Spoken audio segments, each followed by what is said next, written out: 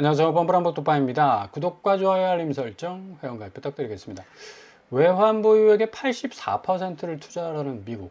결국 한국이 3,500억 달러. 이 중에 지금 우리가 외환 보유액이 4,100억 달러니까 이거 그대로 미국 계좌에 꽂아주게 되면 80% 이상 달러가 그냥 날아가 버리게 됩니다. 이렇게 되면 어떻게 되느냐? IMF 오는 거죠.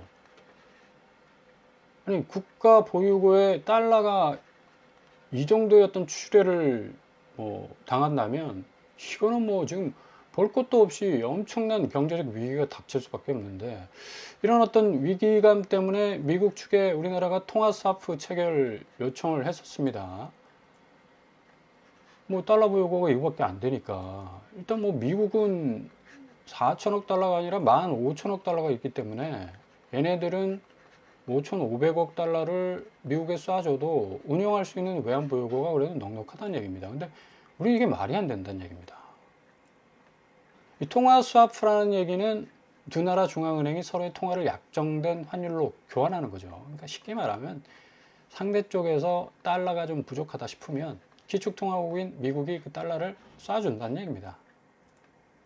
근데 이게 통화 스와프 거절될 가능성이 굉장히 높습니다. 좀 냉담한 반응이 지금 계속해서 나오고 있고, 미국 측 요구는 84% 투자해라 이런데, 우리나라 입장에서 이거 지금 외환 보유고 80%가 나가는 투자를 말이 좋아서 투자지, 이런 식으로 이제 끌려가다 보면 결국 한국 정부로서는 엄청난 IMF 위기가 올 가능성이 크기 때문에 대규모 외환 예출, 실물 경제 약화, 국가 신인도 하락하는 거 눈이 뻔하지 않습니까? 그러니까 지금 최대한 신중 모드를 유지할 수밖에 없는 거고, 지금 이게 시장 반응으로서는 협상이 장기화 국면에 들어갈 가능성이 높겠다라는 그런 전망도 나오고 있어요. 그래서 지금 자본시장 자체가 관세 영향으로 인한 특히 달러, 그러니까 얼마만큼 미국 쪽에다 쏴주느냐가 문제인데, 이게 어느 정도 조율이 돼야지 뭔가 현실적인 어떤 가닥이 잡힐 것 같고요. 향후 전망 같은 경우는 시장 변동성이 이제 확대될 가능성이 높아지죠. 통화 스와프 미국이 완전히 거절해버리면 원화 가치 하락 등 환율 변동성이 커질 수밖에 없습니다. 리스크는 엄청나게 높아질 수밖에 없는 거고, 지금 환율이 1380원까지 내려와 있지만 이것도 어느 정도 한국은행이 좀 중간에 끼어들어서 방어하는 느낌을 가질 수밖에 없습니다. 엔화 올라가지 위안화 올라가는데 1,400원 정도 뚫었을 가능성도 있는데, 이거 계속해서 방어에 들어갈 수밖에 없는 거고, 여기에 80% 이상의 달러를 미국 쪽으로 계좌 이체를 해준다? 이건 국가 존립이 진짜 왔다 갔다 할 정도로 굉장히 심각한 사안이 될 수밖에 없는 거고, 앞으로 새 정부 입장에서는 이 허들을 정말 어떻게 지혜롭게 잘 넘어가느냐가 향후 코스피 시장과 자본시장, 앞으로 한국 경제의 근간을 이룰 수 있는 그런 어떤 텃밭을 좀 잘 갈아낼 수 있는 건데, 코스피도 이런 영향을 지금 받고 있죠. 3연속 3,400선을 찍었는데 오늘 조금 빠지는 그런 추세를 보이고 있고, 외국인도 지금 마이너스 1,300억 정도 지금 빠지고 있네요. 대신 개인은 또 사들이고 있습니다. 이런 식으로 약간은 등락을 반복할 가능성이 있는데 3,500선을 찍을 가능성도 충분히 있어 보이지만, 가장 큰 변동성, 결국 이 관세 정책으로 인해서 한국이 미국에 대해서 80% 이상의 현금을 쏴줘야 한다는 그런 엄청난 부담감이 지금 눈앞에 딱 가로막고 있다는 얘기입니다. 그러니까 사정이 이렇게 돌아가다 보니까 시중은행도 갑작스러운 대출 규제, 특별히 비대면 주담대 완전히 지금 중단해서 셔터 내리고 있습니다. 신한은행 같은 경우는 전세 대출도 막아버렸어요. 그러니까 금융권이 냄새를 딱 맡기 시작한 거라. 이게 지금 관세 협상이 장기화될 조짐이 크고, 지금 계속적으로 미국은 80% 이상의 이 외환 보유고에서 달러를 좀 출연해달라 계속적으로 지금 요구하고 있지 않습니까? 우리 입장에서는 이게 지금 불가한 그런 어떤 사안이 될 수밖에 없는 건데, 지금 금융 쪽에서는 이런 좀 비상한 어떤 움직임을 좀 예의주시하면서 계속적으로 지금 주담대 중단 셔터 내리고 금리 올리고 자체 방어에 들어간 거죠. 그리고 지금 심각한 게 5대 시중은행 전세대출 잔액이 119조에 이릅니다. 그러니까 그만큼 전세 시장 쪽의 대출도 상당히 이제 빵꾸가 뚫려가지고 이게 주담대에 가려져서 그렇지 전세 대출도 어마무시한 어떤 가계부채의 증가 요인이 될 수밖에 없었던 거고요. 당연히 이제 9월 17일인데요. 오늘 서울시에서는 토제 지정 논의를 하고 있고요. 강남 3구와 마영성 그리고 여타 다른 곳에 토제를 지정할 곳을 결정하게 될 겁니다. 그러니까 추가 규제가 또 나온다는 얘기죠. 요거는 별도로 국토부와는 다른, 그러니까 새 정부가 낸 627, 97 정책과는 다른 917 정책, 다시 토제를 확대할 것인가, 재지정하는 것으로 그치지 않고 마용성 쪽으로 또 확산될 조짐도 보인다는 얘기. 그리고 추가로 전세대출 DSR 도입이 또 거론될 가능성도 있다라고 볼 수가 있습니다. 이렇게 지금 627 이후에 부동산 규제가 그냥 뭐 시장을 관망하면서 어떤 영향을 받을 것인가에 대해서만 물음표를 던졌던 게 아니라 이렇게 세세하게 계속적으로 추가 규제가 쏟아져 나오고 있다는 얘기입니다. 이제 국민들이 이걸 잘 알지 못해서 그렇지 정말 디테일하게 지금 부동산 시장 확실한 비정상적인 집값을 잡기 위한 추가 규제들이 쏟아지고 있잖아요. 제가 늘 말씀드린 지금 뭐 국토부에서 토제 지정한다고 하는데 서울시가 먼저 선빵을 날려가지고 강남 3구와 또 용산구, 마용성까지 오늘 날짜입니다. 9월 17일 추가 규제로 뭐 확실히 정의를 할 수도 있고, 그리고 전세대출 DSR 부분, 그리고 국토부 토제 지정권이 이제 서울시에서 국토부로 넘어갈 가능성 높고, 국세청은 이제 고가 거래에 대해서 무조건 20억 이상은 세무조사로 들여다보겠다.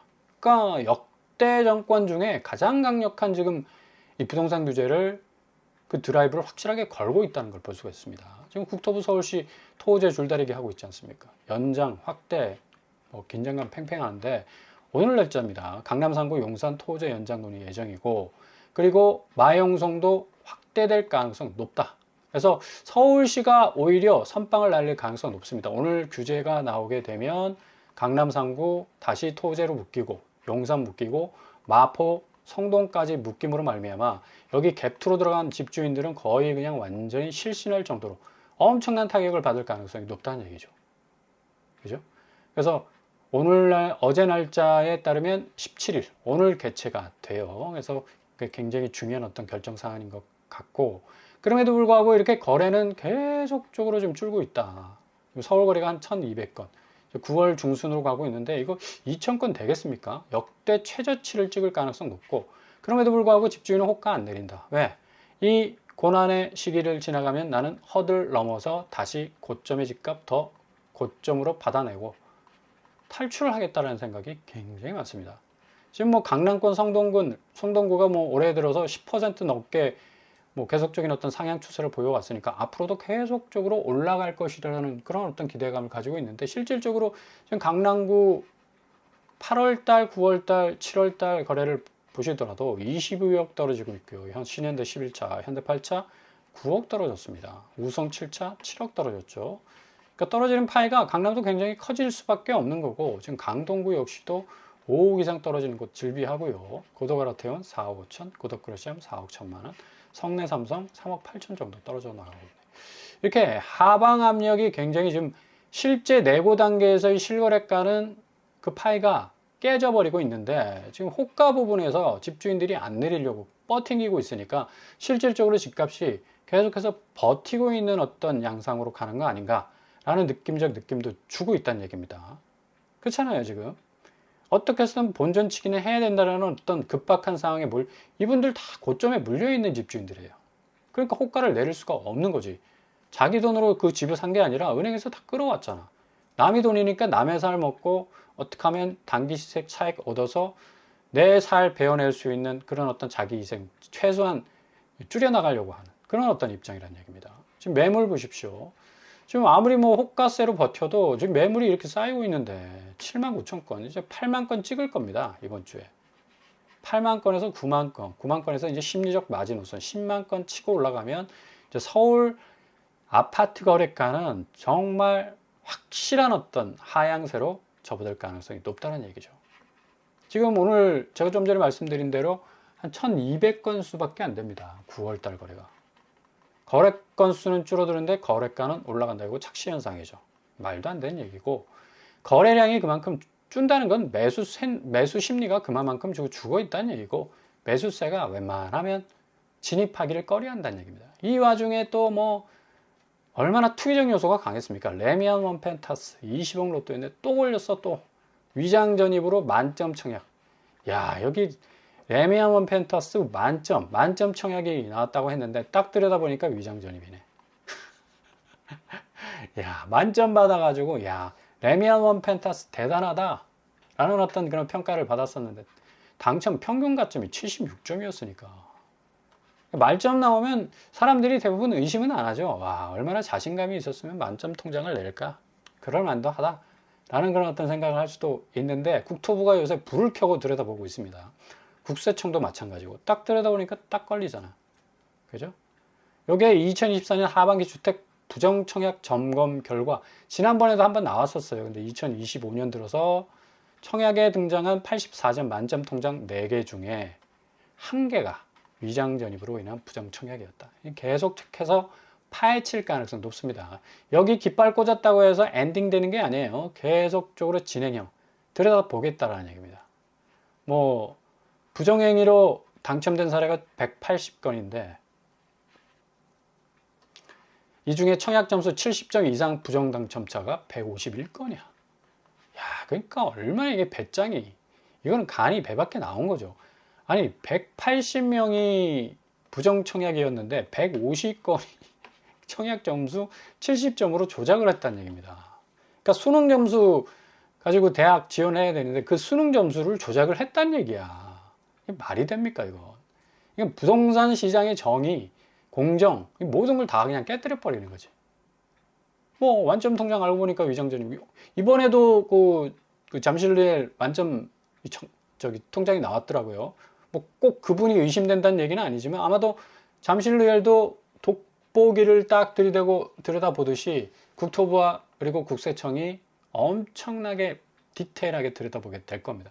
아마 뭐 어떤 히스토리가 나오지 않을까 그런 생각이 들게 되고요. 이래서 레미안 원펜타스가 40건의 부정 청약이 이제 적발됐기 때문에 이 40채가 고스란히 무순위 줍줍으로 쏘아져 나올 가능성이 아주 높다. 그죠? 2024년도에도 난리가 났었는데 2025년도는 70점 이상의 당첨자 고가 가점자를 딱 살펴보니까 이거 40건의 부정, 야, 이거 진짜 말도 안 된다. 그러니까 이렇게 엄청난 분양가 20억 30억 하는 아파트, 이거 내가 들러리 설 이유가 없다. 결국에 가서는 다 점수 조작해가지고 자기가 당첨이 돼버리는데, 옛날에 이게 그냥 스리슬쩍 넘어갔어요. 근데 이제 택도 없지. 규제 자체가 얼마나 타이트해졌는데. 그래서 오늘 나온 비연블럭 고양지축, 요런 데는 좀 잘 들여다보실 필요가 있겠고요. 4세대 나왔습니다.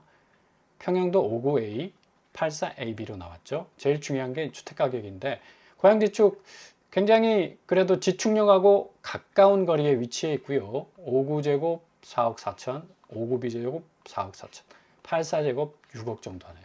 그러니까 그만큼 서울과의 접근성이 좋기 때문에 84는 6억까지 나왔고 59는 한 4억까지 나왔네요. 그래도 뭐 내 집 마련이라는 어떤 목표를 세우시는 분이라면 이런 공공분양 잘 좀 들여다 보실 필요가 있다는 얘기죠. 확장 금액 뭐 당연히 착하고요. 공공분양이니까.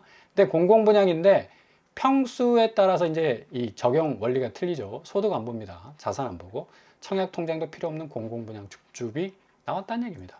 결국 이제 84제곱 같은 경우는 이제 자유롭거든요, 이게.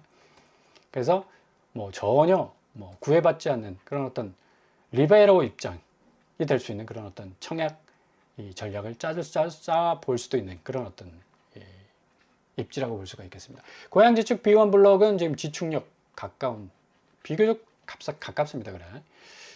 그리고 뭐 이렇게 위치해 있고요. 일단 59A가 굉장히 뭐 평면이 잘 빠졌어요. 지금 침실 3개로 구성이 되어 있고 드레스룸, 알파룸까지 지금 나와 있네요. 59B 역시도 뭐 침실 3개로 구성이 되어 있죠. 근데 59B는 조금 드레스룸과 뭐 이 부분들이 좀 미흡한 것 같고, 84는 뭐 전형적인 판상형 구조를 가지고 있습니다. 알파룸이 굉장히 크네요. 84B 역시도 타워형 구조. 이렇게 이제 평면도가 구성이 되어 있습니다. 아무튼 뭐 9월 17일 모집 공고 오늘자로 나왔으니까 접수일은 22일이 되겠고요. 규제는 전매제한 3년, 거주 의무 3년, 분양가 상한제 적용되는 단지입니다. 그러니까 이런 것들을 좀 잘 살펴볼 필요가 있다는 얘기죠. 아니면 그냥 취업버리는 거고 전혀 뭐 거들떠볼 필요도 없습니다. 그리고 어제 나온 송파 14억 아파트가 뭐 7억이 나왔다고 하는데 여기 지금 전세를 물고 있어서 내 돈 한 3억 정도면 그래도 접근할 방법은 있다. 틈새가 있는 힐스테이트 이편한사 정문점까지도 나왔으니까 공공분양이나 혹은 공공택지위에서 분양가 상한제 적용된 몇 년 전 가격의 분양가 아파트들 좀 잘 들여다보시면서 하나하나 돌다리도 두드리시면서 가신다면 확실한 기회를 잡으실 수 있을 겁니다.